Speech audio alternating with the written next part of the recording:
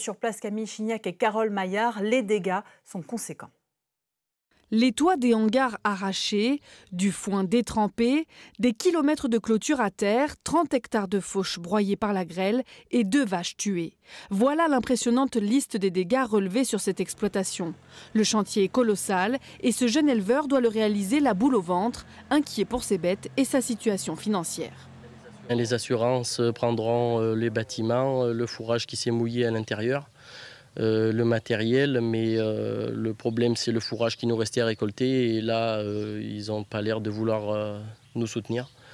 Et c'est dommage parce que voilà, nous on est dans l'incapacité de faire autrement, quoi. Il nous faut du fourrage absolument pour nourrir nos bêtes cet hiver.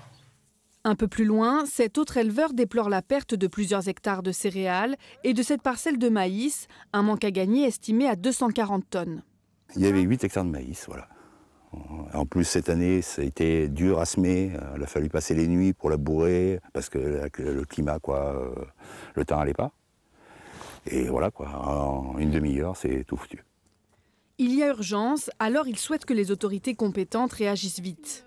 Nous, on n'est pas en week-end, là, voilà, on travaille, quoi.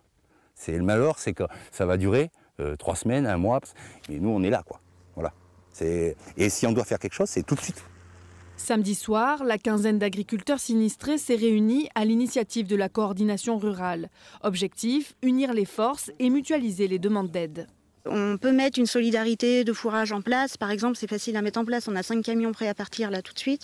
Donc c'était important de leur montrer qu'on se serrait tous les coudes. C'est pour ça qu'on en appelle aussi à la solidarité de la région, du département, de la Comcom et surtout des maires aussi qui peuvent déclarer l'état de catastrophe naturelle et ça nous aiderait vraiment beaucoup.